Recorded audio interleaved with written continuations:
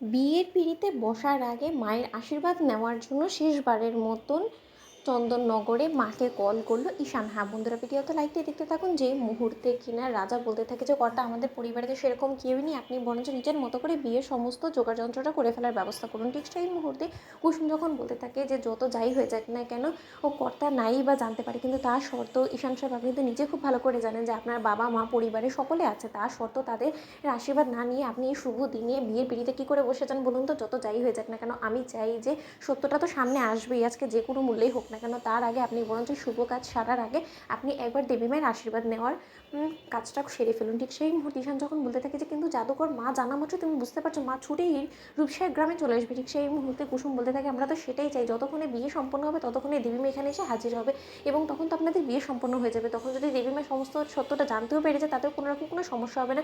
অন্যদিকে যখন কিনা দেবী মা এবং কর্তা মুখোমুখি হবে তখন ওদের মধ্যকার সমস্ত ভুল বোঝাবুঝি থেকে শুরু করে রেষারেষি সমস্তটা মিটে যাবে এবং তার পরবর্তীতে আমরা ধুমধাম করে চন্দননগরে অনুশ্রীকে ও বাড়ির ছোটো বউয়ের মতন করে জমকালো আয়োজনের মধ্যে দিয়ে সেখানে নিয়ে যেতে পারবো। আপনি কেন বুঝতে পারছেন না বলুন তো?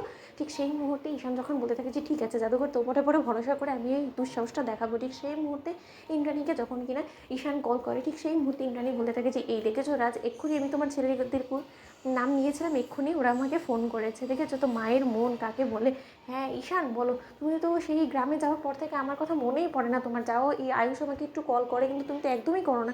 কী এমন ব্যস্ত হয়ে পড়েছো বলো তো? কবে ফিরছো? দুদিন বাদে তোমার এবং দেবলীনের বিয়ে হতে চলেছে, এখনও পর্যন্ত তুমি যদি এখানে না আসো তাহলে কী করে চলবে বলো তো? আমি দেবলীনাকে কী মুখ দেখাবো? ঠিক সেই মুহূর্তে ঈশান যখন বলতে থাকে যে মা আমি তোমাকে ফোন করেছি, আমি একটা শুভ কাজ সারতে চলেছি, তার আগে তোমার আশীর্বাদ নেওয়াটা আমার প্রয়োজন বলে মনে হলো, তাই আমি চাই যে তুমি আমাকে প্রাণ ভরে আশীর্বাদ করো আমি যাতে এই শুভ কাজটা খুব ভালোভাবে সম্পূর্ণ করতে পারি। ঠিক সেই মুহূর্তে রানী যখন কিনা বলতে থাকে যে মায়ের আশীর্বাদ তার সন্তানদের সঙ্গে চিরকালই থাকে এবং তার জন্য আলাদা করে তোমার আমার কাছ থেকে আশীর্বাদ নেওয়ার কোনো প্রয়োজন নেই, আমি প্রাণ ভরে আশীর্বাদ করছি তুমি যে শুভ কাজ ছাড়ার জন্যই আমার কাছ থেকে আশীর্বাদ চাইছো না কেন, আমি চাই যে তুমি সেই কাজে যাতে সফল হও। ঠিক সেই মুহূর্তে ঈশান যখন বলতে থাকে যে মা আমি বিয়ে করতে চলেছি, তাও আবার অনুশ্রীকে তোমার মতের বিরুদ্ধে গিয়ে হলেও, কিন্তু তার শর্ত আমি এতটুকু জানবো যে তুমি ঠিকই সময় মতন আমার সিদ্ধান্তটাকে মেনে নেবে এবং তুমি আমার সিদ্ধান্তকে সম্মান জানিয়ে তুমি অনুশ্রীকে আমার স্ত্রী হিসেবে এবার গাঙ্গুলি বাড়ির বউ হিসেবে তুমি গ্রহণ করে নেবে। এই কথা শোনা মাত্র ইন্দ্রাণী যতক্ষণে কিনা চিৎকার করে ওঠে, ঠিক সেই মুহূর্তে ঈশান ভয়ে ফোন কেটে দেয়। ঠিক সেই মুহূর্তে ইন্দ্রাণী বলতে থাকে যে ঈশান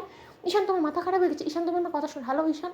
ঠিক সেই মুহূর্তে রাজা যখন কিনা বলতে থাকে যে কী ব্যাপার ইন্দ্রাণী, কী হয়েছে, তুমি চিৎকার চেঁচামেচি করছো কেন? ঠিক সেই মুহূর্তে ইন্দ্রাণী বলতে থাকে যে এক্ষুনি ঈশান আমাকে ফোন করে আমার আশীর্বাদ চাইছিল, ও নাকি আজকে অনুশ্রীকে মন্দিরে বিয়ে করতে চলেছে এবং এর জন্য আমাকে নাকি এবার ওর সিদ্ধান্তটা মেনে নিতে হবে। রাজ আমাদের এক্ষুনি রূপসার গ্রামে ছুটে যেতে হবে। তো বন্ধুরা লাইক এবং শেয়ার করে সাবস্ক্রাইব করতে ভুলো না।